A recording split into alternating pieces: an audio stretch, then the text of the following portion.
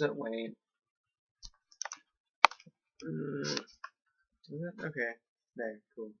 Okay. So hi. Again. Wait. I don't. Oh well.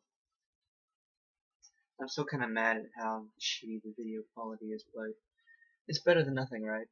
Uh, okay. So Victor suggested that I talk about dragons in the next video that I do, and this time I'm doing something on purpose instead of accidentally pushing the space bar and starting a video for no reason and then just trying to go with it. I actually have, you know, a set plot device for my narration, which hopefully I'll be able to stay on track with this plot and not, spider off into a bajillion different little rabbit trails. I tend to do that a lot. We'll see though. We'll see. So I don't really. There's a lot of stereotypical and atypical and just kind of general knowledge shit about dragons that everybody knows, and I really don't know who all exactly is gonna watch this. So, brilliant idea. I'll just tell you, my story, or at least the dragon part of my story. Well, not just my. I am a dragon. I identify as this. It's if I can like, and me came out of me, or some fucking Bartok the Magnificent type shit. Just drank a potion that realized my insides tenfold. I'd be a big ass, beautiful as a fucking dragon. So, how did all that get started? And so, what do you mean, Silas? Are you just a furry? Are you fucking weird? Is there a specific reason why you have this obsession with mythical creatures? And why is it this one mythical creature in particular? Why not a unicorn? Well, I'm not a virgin, so that can go down the toilet. Why not a centaur? Why not a fawn? Why not a Cthulhu? Why not a flying spaghetti monster? Why not Grimace? Well, fuck Grimace, by the way. I'll tell you why.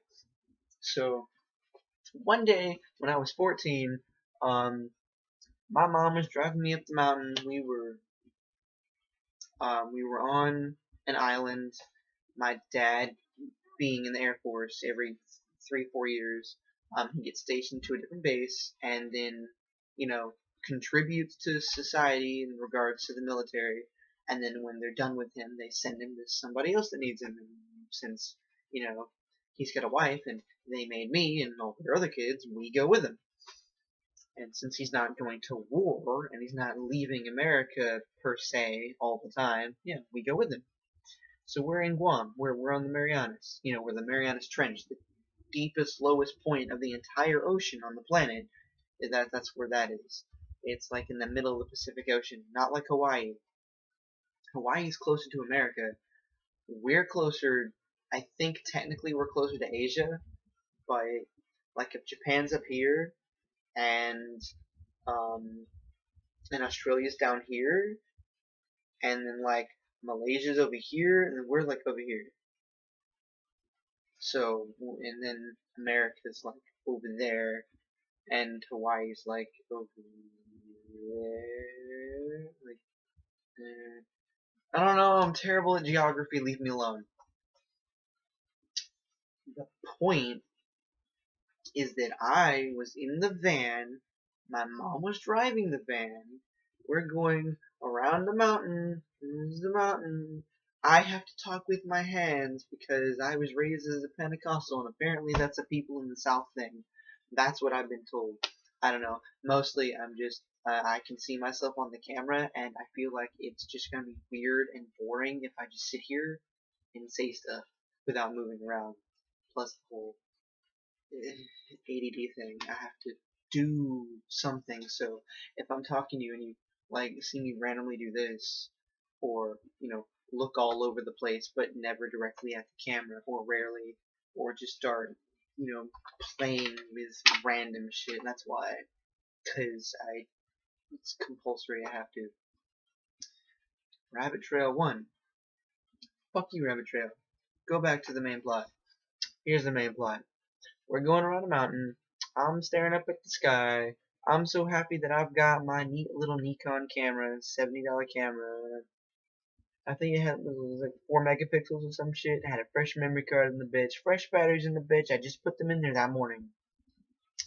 And it's in the floorboard though. I'm not really thinking about it. I think I was actually playing my Game Boy or some shit like that. And I look out the window and there's a plane of cloud, right? Like a solid line, a strip of cloud in the sky. There's no other clouds anywhere else, okay? And then I'm looking out the window and there's a strip of cloud. And then there's just a dragon, the shape of a dragon that had come up out of the line of cloud, looped over itself, and was going forward, like basically towards the same direction as we're going. Although I think, yeah, I could see the shoreline from where we were. So in retrospect, it was probably coming out of its plane and like wanting to go like skirt around the island. Because to this day, I've decided that must have been one of the guardians of the entire island or the island chain. I don't know, but look, it was there was so much detail to this dragon that I mean, it rivals anything that I've ever seen somebody edit in Photoshop. And this was in real life with me looking out the damn window. So I pull out my camera and try to take a picture, and the camera dies. I turn it back on. It says it's low on battery. I just put new batteries, and they weren't just any regular dollar store type, you know, knockoff Duracell batteries. No, these were lithium ion rechargeable Energizer batteries.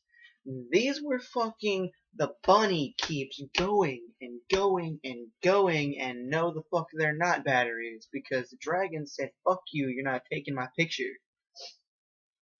So I threw the bitch in the floor. I tried to get my mom to look, but my mom's like, you want me to turn this car around? Because I know you don't want me to turn around. Because if I turn around, I'm gonna slap you. My mom doesn't like driving around curvy mountain roads and trying to, whip around behind her when she's got like 4 kids in the back seat. So, okay, mom, I'll shut up. So I just had to stare at it, and I devoted that shit to memory. Like, dude, the scales, you could see all the scales. You could see the mane, and it even had like the strands, the scales were made out of like stratus, and the mane was made of cumulus, and then it had the whiskers going off behind it, and its little claws. It was so fucking cool, dude. It was so cool. Before then, I hadn't really I hadn't really thought much about like dragons in particular. I mean, I think I had written a paper or two about them, like, cause I was homeschooled, so when my mom was like, okay, we're studying this concept in English class, um, so to practice this, the next paper you write about whatever. One time I wrote a paper about, the effects of Japanese mythology and iconography and modern video games and how that's impacting people worldwide. Like the tanuki suits and shiitake mushrooms and shit like that. And but I'd never really had like, oh my god, dragons, just the coolest fucking thing ever. I'm gonna devote my life to studying this shit until that day on the island. There was that one time, I think I was like 6 or 7. I might have been younger than that, but we were watching Dragonheart, and we had the tape, right? Well, I had already seen the movie, and this is true for me with a lot of things. Like my first experience, well, if I've had time to process it, I'll probably react a lot more deeply the second or third time around. It's like that initial response is just like, okay, that's a thing. And later on, it's like, oh my fucking god, that's a thing? Well, that's how it was with Dragonheart. This was the second time I'd seen it. My mom was getting ready for church or going to a dinner or something, and she's in her bathroom, and I'm sitting on her bed, and she's got her little TV on some kind of wardrobe dresser thing. And I'm watching it, and it's getting to the part where, he pulls the scales up and tells Bowen to do it, and I'm crying. Like, I'm about to die. I'm having a fucking fit here. Like, I'm just drowning in misery. Just, I'm feeling really sympathetic, or I guess empathetic, seeing as how I have an actual empathy power or whatever. But yeah, my mom comes out of the bathroom, right, and she's like, "What is wrong with you?" And I'm just, you know, all this and all this and all this. It's just all the bodily fluids coming out of my face, just a mess. Just, why did the dragon have to die? It's not fair.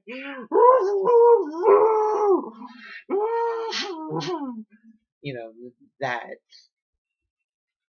I mean, apparently it was relatively touching to my mom because she started to tear up too, and she's like, "Oh, honey, you understand that he went to Dragon Heaven, right?" And I'm like, "Yeah, but the king was so mean, and they had to stop him. But why did the dragon have to die? He was the only one." I hated it. That was So looking back, I started to see all the points in my life where this has kind of been a consistent thing. It's just I didn't really see it as an overarching role in my life until, well, year 14 when I was on the island. That was a big thing right there, because I saw, like I said, in more detail than anything you could imagine. Seeing somebody fuck with clouds in Photoshop, fuck the praise the sun guy, or the Optimus Primes, or the Photoshop dragons. This was an actual dragon in real life made out of clouds. So I don't know if you people have seen dragons, jump out of fires, or um, swirl about in a river, or autumn leaves, or if you've actually seen like an actual physical, tangible, like a thing, and it'd be right in front of you. But for me, fuck all that stuff, because some people have the sight and some people don't. But for me, that wasn't just a thing that I had to have some kind of special extrasensory perceptive ability to witness. No, that was real life, physical, you know, logic and math of the universe putting water particles together in such a way that they're blocking some of the light. So you see a big fuzzy mass of white in the air organized into the shape of a dragon deliberately by the spirit of said dragon. That was fucking cool. Like, I don't know if that really resonates with you, but for me, that was cool, because it was a presence and a power. It was a principality. It was a thing on a plane not of this world, so you wouldn't be able to see it in its true form. But it took the time and effort to organize some sort of avatar shape for me to experience to solidify the belief in things beyond this world. I don't know if I just happened to be in the right place at the right time, and he was manifesting for some other reason. I'm not gonna say that I'm just so fucking special. I'm so special. I'm not I'm not that special. But I mean, to me at the time, it kind of felt like that, because it killed my camera, dude. Like, if it wasn't paying any attention to me, I would have been able to take a picture of it, because it was, it's miles away. It's beyond the coast of the island. It's getting ready to circle the island and do whatever guardian shit it was gonna do. But so that was the thing that happened. Oh my god, I spent 15 minutes going on and on about that. I really need to learn how to wrap this shit up. Okay. Well, I guess I'll stop for now, because that's really long, and I'm not going to subject you people to hours and hours of my life story. I'll just do it in chapters, okay? Yeah, I'll just do it in chapters. So that'll about wrap up the chapter for what opened my eyes to basically the realms of the spiritual. And everything that I have ever endeavored to do, and everything that I have ever hoped to be alive long enough to endeavor in the future, all my hopes and dreams, everything in this book,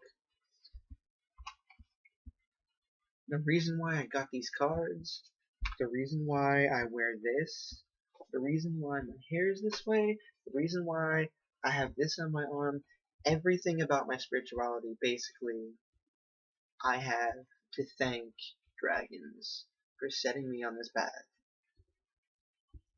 If it wasn't for that day, I don't know. I don't know what path I would have taken. I might even still be a Christian to this day if it wasn't for that dragon. And the funny thing is, I never even learned his name. Like, I've met a bunch of dragons since then. Lots of spirits have come and said hi to me. I've learned how to enchant objects. I've learned how to communicate with a lot of different factions of the natural realm. The elements. There's like, okay, for example, hang on, let me see if do I have any in here? I don't think I have any in here.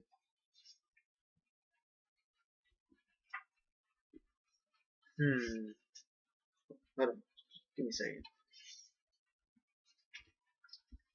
Well, okay, so there might not be very many beings in here. Well, there's that. Well, no, that's not really an entity, though. That's just a seal. Although, okay, one thing that I have noticed is that it doesn't have to be a creature. Like, it doesn't have to have, a face or like fingers or a body. It could just be a circle. It could be it could be a rune. It could be just a picture that you made that represents a concept. But they still have names. There's lots of stuff in here that I could show you that has a name. Like I don't want to show you that.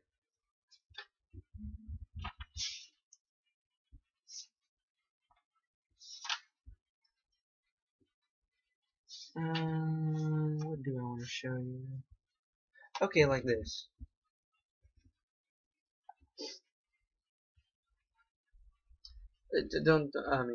I'm not going to be able to decipher all the shit on the pages, but I think this is in my Runalgra album, my mystery shit.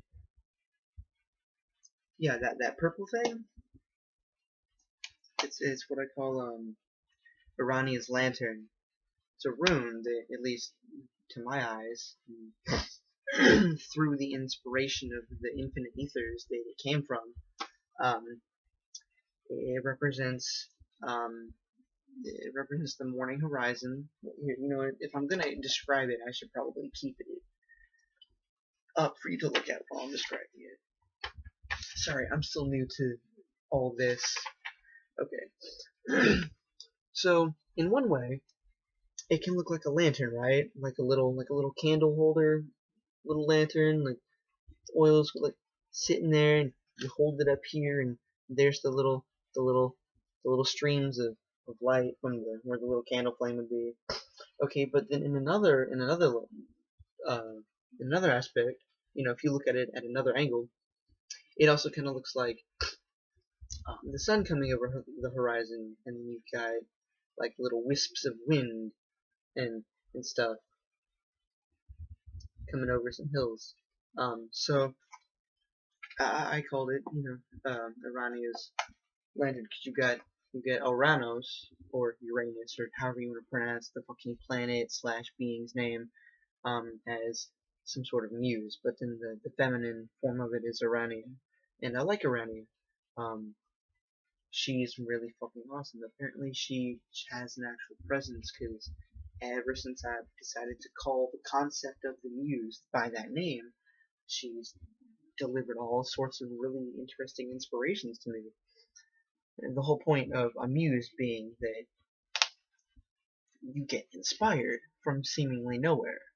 That the mere presence of this person or this object that you're calling the muse, it inspires you to do something. Basically, like you say that you sit next to a tree and you draw and you draw a picture of a forest or a satyr or an elf, or you write a bunch of poetry about green things that just have this wonderfully mellifluous flow to it. And it's all because you sat next to that tree and just used its presence as inspiration for describing how green things feel to you. Basically what that room did. I wanted to put something in my book that represented that concept of just being inspired, and I got this random little room that looked like a candle and a horizon. So I called it Rania's Lantern. Stuff like that. Just names, concepts, just all these different really interesting ways of looking at things that I've been given. I don't know. It's weird. It's really cool how fucking beautiful the universe seems to me at this moment, especially when I compare now to how I was back then. And like I said,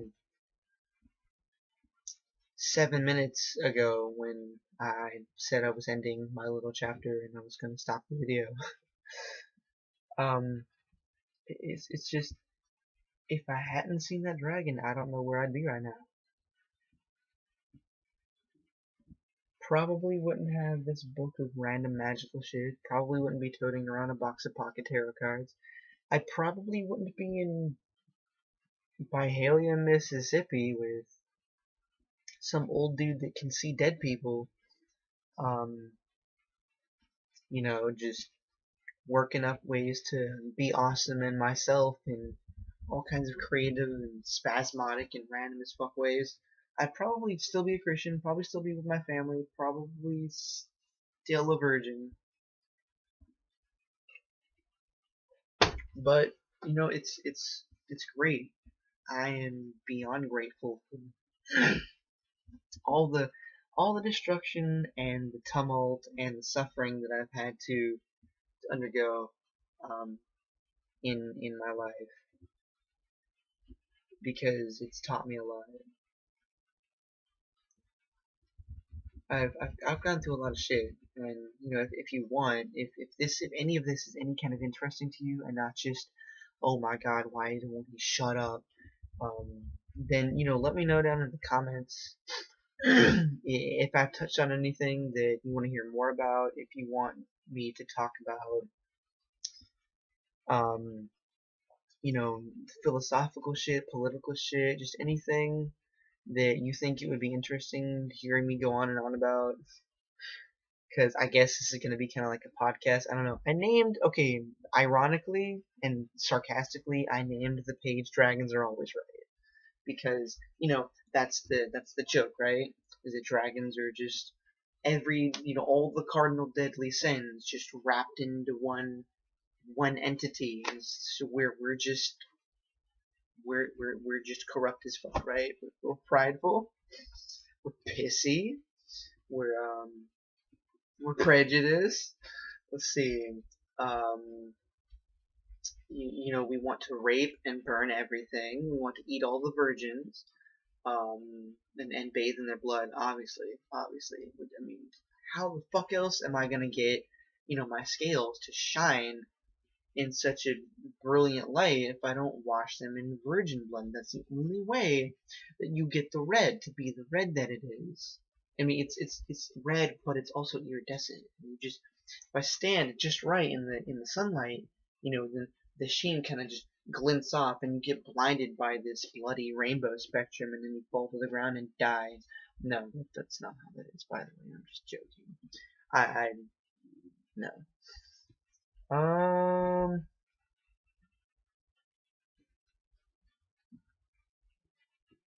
that's what happens when I talk for too long. I get tired and space out. So I should probably end this. But yeah, let me know what you think down in the comments, and yeah, we'll see how this goes. So cool, first video done on purpose, complete. Uh, this is shit. I'm shit. This whole thing is shit. I feel like such a fucking retard. Feel free to criticize me, but if you can, also try to throw in some compliments too, because again, I'm not used to this, and I'm really terrible at this kind of thing. I don't know how to shut up sometimes, but I would like for this to become a thing, like on YouTube, just, discussions and whatnot, and so yeah, just stuff. I'm also really terrible at ending things, so here's how I'm gonna fix that.